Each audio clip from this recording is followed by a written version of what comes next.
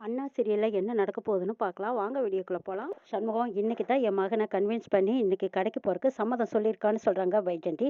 ஓ அப்படியா மேடம், ரொம்ப சந்தோஷம். சரி வரட்டும், வந்து ஒரு மாசம் வேலை பார்க்கட்டும். வேலை பார்த்ததுக்கு அப்புறமா அவர் எப்படி வேலை செய்யறாருன்னு பார்த்துட்டு அதுக்கப்புறமா நம்ம பேசிக்கலாங்கிறாங்க சண்முகம். அது எல்லாம் நல்லபடியா தான் நடக்கும், நல்லபடியா தான் நீங்களும் முடிவெடுப்பீங்க பாருங்கங்கிறாங்க வைஜெயந்தி. சரி மேடம், அவ ஒரு மாசம் வரட்டும், அப்புறம் பேசிக்கலாங்கிறாங்க. எல்லாமே நல்லபடியா நடக்கத்தான் போகுது. வீரா எங்க வீட்டுக்கு மருமகளாவும் வரத்தான் போறா. அவ எங்க வீட்டுக்கு தான் வாக்குப்பட்டு வரணும்னு அவளோட விதி. அந்த விதியை உங்களால கூட மாத்த முடியாது சண்முகங்கிறாங்க வைஜெயந்தி. சரி மேடம், நீங்க சொல்ற மாதிரி நடந்தா எல்லாத்துக்கும் சந்தோஷம் தானுங்கிறாங்க சண்முகம். சரி மேடம், நாளைக்கு உங்க மகனை வர சொல்லுங்க பாப்போன்னு சொல்லிட்டு போனை வைக்கிறாங்க சண்முகம். இங்க ரத்னாவும் பரணியும் இவங்க பேசிட்டு இருக்கிறத ஒட்டு கேட்கறாங்க. இத பாட்டி ரத்னா, வீராவுக்கு ஏத்த மாப்பிள்ளை எங்க சிவபாலன் தான். ஆனா இவனை தவிர அந்த பையனை எல்லாம் கல்யாணம் பண்ணி வைக்க நான் சம்மதிக்கவே மாட்டேன். அந்த வைஜெயந்தியோட மகன் கௌதம மளிகை கடைக்கு வர சொல்லியிருக்கானல, நம்மளும் மளிகை கடைக்கு போலாங்கிறாங்க. ஐயோ, மளிகை கடைக்கு போய் என்ன செய்யறதுங்கிறாங்க ரத்னா. நம்ம போய் கொடுக்குற டார்ச்சர்ல அவன் அடுத்த நாள் துண்டக்கான துணியக்கானு மளிகை கடைக்கு வரவே கூடாது, ஓட்டம் பிடிச்சிடணுங்கிறாங்க பரணி.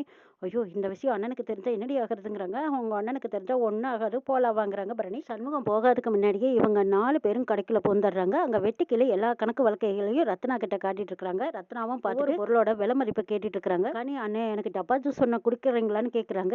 இப்பதானே குடிச்ச, மறுபடியும் ஒன்று வேணுமான்னு கேட்குறாங்க வெட்டிக்கிளி. அண்ணனே, நான் பாவனே, அண்ணன் வந்தா இதெல்லாம் குடிக்க முடியாது, அதுக்கு முன்னாடியே குடுனே, நான் குடிச்சுக்கிறேன்னு கேட்குறாங்க. அண்ணன் வந்து கணக்கு கேட்டதுன்னா நான் தான் மாட்டிக்குவேன். என்ன சரி சரி, உம்முனா மூஞ்சி வச்சுக்கிட்டு இருக்காத, இரு எடுத்துட்டு வந்து தரேன்னு வெட்டிக்கிளி ஜூஸ் எடுத்துட்டு வந்து கணிக்கு கொடுக்குறாங்க. மதனி அக்கா, உங்களுக்கெல்லாம் ஏதாவது வேணுமான்னு கேட்குறாங்க வெட்டிக்கிளி. யாரும் எதுவும் வேண்டான்னு சொல்லிக்கிட்டு இருக்காங்க. ஒரு அம்மா விளக்கு போடுறதுக்காக தீபம் எண்ணெய் திரி இது எல்லாமே கேட்டுட்டு இருக்காங்க. இவ்வளவு கேட்குற தீபட்டி யார்கிட்ட போய் கேட்பேன்னு வெட்டிக்கிளி பார்த்து பார்த்து எல்லா பொருளையும் எடுத்து கொடுக்குறாங்க. கரெக்டாக சண்முகம் வந்துடுறாங்க. வந்ததும் பரணி கிண்டலாக கேட்குறாங்க. அடடா, கஸ்டமர் வந்திருக்காரு வெட்டிக்கிளி, என்ன வேணும்னு கேளுங்கிறாங்க. ஏது கஸ்டமரா? இல்லை, என்னை பார்த்தா அப்படியே தெரியுது, இந்த டிக்கெட் எல்லாம் யாரில் உள்ள விட்டதுன்னு கேட்குறாங்க வெட்டிக்கிளி.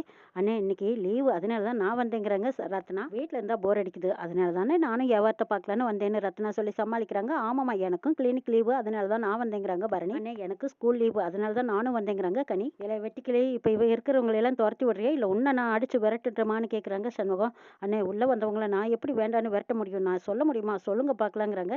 ஏண்டா, கடைக்கு வர கஸ்டமரை விட உள்ளே இருக்கிறவங்கெல்லாம் அதிகமாக இருக்காங்க, எப்படிடா எல்லாத்துக்கும் ஒரே மாதிரி லீவ் விட்டாங்க, முதல்ல இவங்க எல்லாத்துக்கும் செய்வனை செஞ்சு விட்டா தான் சரியா இருக்கும் போல இருக்கு. இல்லை டாக்டர், முதல்ல நீ கிளம்புன்னு சொல்லிட்டு இருக்கும்போது கரெக்டாக கௌதம் வந்ததும் குட் மார்னிங் சொல்றாங்க. 10 நிமிஷம் லேட்டாக வந்துட்டு குட் மார்னிங் வேற சொல்றியா நீ, இப்படி லேட்டாக வரலாமான்னு கேட்டுட்டு இருக்கும்போது பரணி சொல்றாங்க, முதல் டெஸ்ட்லயே நீங்க ஃபெயில், ஃபர்ஸ்ட் டெஸ்ட்லயே நீங்க ஃபெயில் ஆயிட்டீங்க, நீங்க ரிஜெக்ட், இனிமே இப்படியே கிளம்பலாம், போங்க போங்கங்கிறாங்க பரணி. சரி சரி, முதல் நாள் தானே, நாளையிலேருந்து கரெக்டாக வந்துடும், உள்ளவான்னு கூப்பிடுறாங்க சண்முகம். முதல் நாள் மன்னிச்சு விட்டுறோம், அடுத்த நாள்ல இருந்து கரெக்டாக வந்து வேலையை பார்க்கணும், வேலையை பாரு போன்னு சொல்லி சண்முகம் சொல்லவும் சரின்ட்டு போறாங்க. வெட்டிக்கிளி கிட்ட சொல்றாங்க, சோப்பு மற்றபடி கடலை அது இதுன்னு இருக்கிற பொருள்களுக்கெல்லாம் 5 நிமிஷத்துல விலை என்னன்னு சொல்லி வை, நான் கேட்குற போது கரெக்டாக சொல்லணுங்கிறாங்க.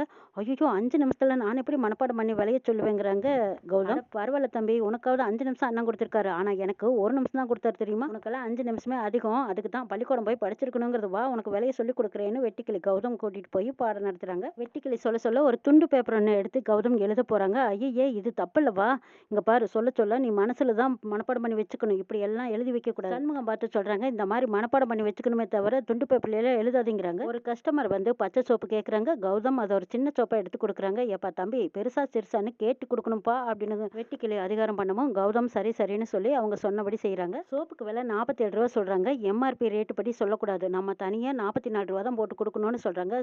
பார்ப்பா தம்பி, நான் எப்படி அரிசியை பொட்டணம் கட்டுறேன்னு பார்த்துட்டு அதே மாதிரி நீ பொட்டுக்கடலையை கட்டி கொடுங்குறாங்க வெட்டிக்கிளி. பொட்டுக்கடலைனா என்னன்னு கேட்குறாங்க கௌதம்.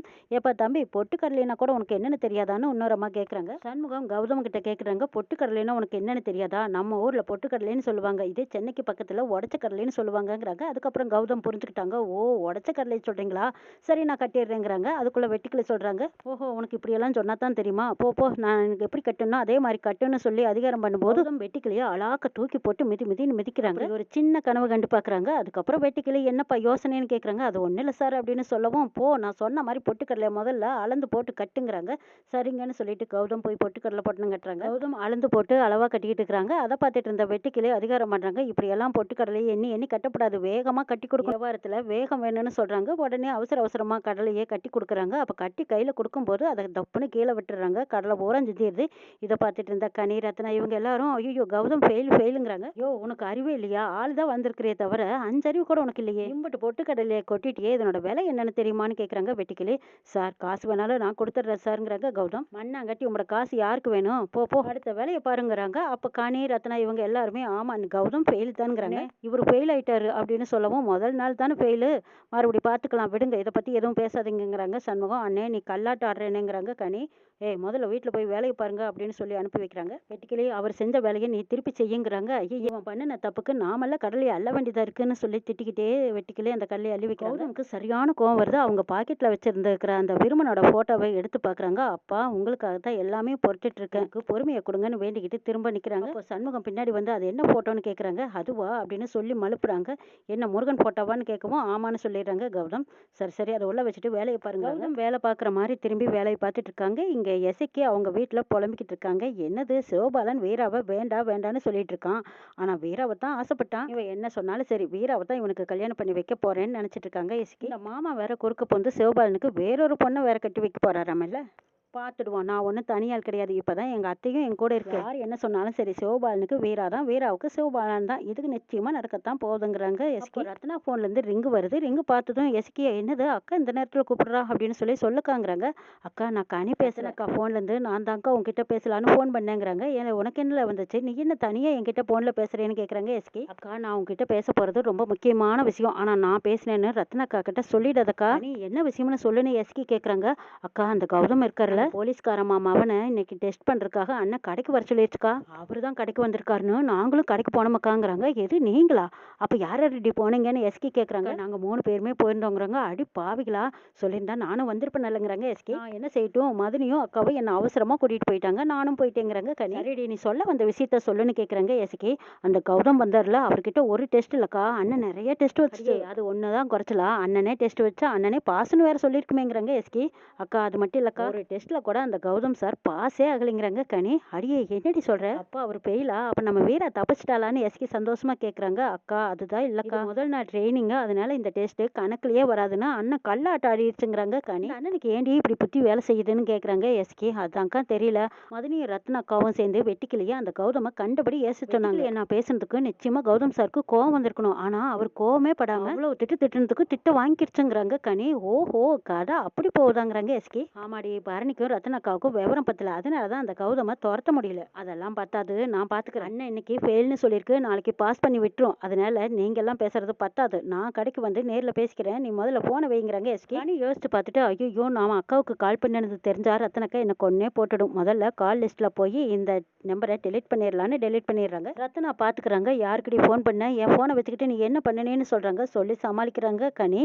யாருக்கு பண்ணன சொல்லுன்னு கேட்டுட்டு நம்பரை செக் பண்ணி பார்க்கும்போது அக்கா டிலீட் பண்ணிட்டேங்கிறாங்க. பாட்டி கனி யாருக்கு ஃபோன் பண்ணின்னு ஒழுங்கு மரியாதையா சொல்லிடு, இல்லைன்னா கம்பி அடுப்புல வச்சு காய வச்சு 2 தொடையிலையும் இழுத்து விட்டுருவேங்கிறாங்க ரத்னா. அக்கா எஸ்கே அக்காவுக்கு தான் ஃபோன் பண்ணேன், நம்ம எல்லாம் கடைக்கு போனோம்ல, அதை எஸ்கே அக்கா கிட்ட சொன்னேன், எஸ்கே அக்காவும் கடைக்கு வரேன்னு சொல்லியிருக்குதுங்கிறாங்க. ஐயோ போச்சு, அவளுக்கு ஃபோன் பண்ணி சொன்னேன், அவ கேட்டுட்டு என்னதான் சொன்னான்னு ரத்னா கேட்குறாங்க. நீங்களுக்கெல்லாம் விவரம் பத்தாது, நானே கடைக்கு நேரா வரேன்னு சொல்லிச்சு அக்கா அப்படின்னு சொல்றாங்க கனி.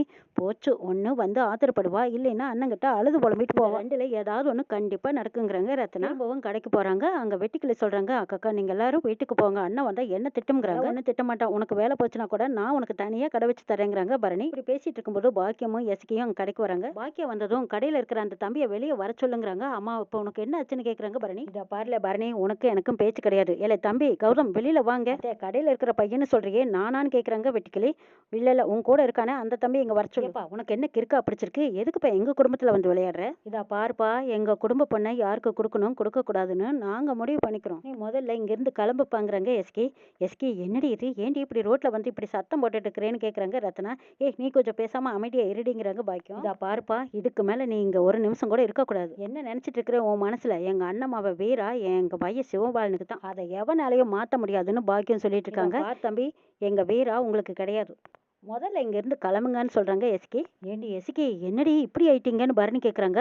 அடி பரணி நீ கொஞ்சம் கம்மன் இரு, இப்படி பேசினா தாண்டி நியாயம் கிடைக்கும், வீட்டு பொண்ணை யார் வந்து பொண்ணு கேட்கறது, இதை பாருங்க எங்கள் வீராவை என் குழந்தனுக்கு தான் நாங்கள் கட்டி கொடுப்போம், நீங்கள் எம்பிட்டு பரிச்சு எழுதினாலும் பத்தியுமே கிடந்தாலும் எங்கள் வீரா உங்களுக்கு கிடைக்க மாட்டா, இங்கேருந்து கிளம்புங்கிறாங்க எஸ்கி.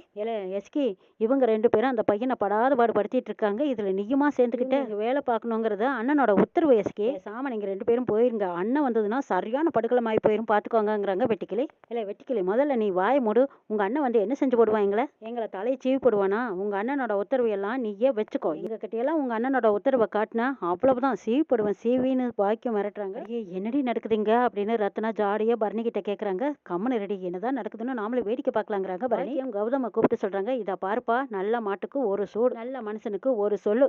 நாங்க சொல்லிட்டு இருக்கோம், நீ கேட்கவே மாட்டியான்னு கேக்குறாங்க பாக்கியம். முடியாதுங்க, நான் வீராவை லவ் பண்ணிட்டேன், யாருக்காகவும் எதுக்காகவும் விட்டு கொடுக்க மாட்டேங்கிறாங்க கௌதம். கௌதம் சொன்னதை கேட்டதும் அங்க இருந்த எல்லாருமே அதிர்ச்சியோட நிக்கிறாங்க. என்னடா இது இவ்வளவு பிடிவாதமா இவன் நிக்கிறானே, உண்மையிலுமே லவ் பண்றானா இல்ல வீம்புக்கு வந்திருக்கானா அப்படின்னு இவங்களுக்கு எல்லாத்துக்கும் சந்தேகமாவும் இருக்கு, ஆச்சரியமாவும் இருக்கு. இவ்வளவு துணிச்சலா பேசுறானே, இவனை எப்படி விரட்டுறதுன்னு இவங்க 4 பேரும் யோசிச்சுட்டு இருக்காங்க. கௌதம் பாக்கெட்ல இருந்த போட்டோ கீழே விழுகுது, சண்முகம் கைக்கு கிடைக்குது. அப்பதான் விருமனோட மகன் கௌதம்னு தெரிய வருது. கௌதம் வந்திருக்கிற நோக்கத்தை தெரிஞ்சுக்கிட்டு சண்முகம் வெளியே விரட்டுறாங்க. என்னெல்லாம் நடக்க போகுதுங்கிறதையும் நாளை சொல்ல பார்க்கலாம்.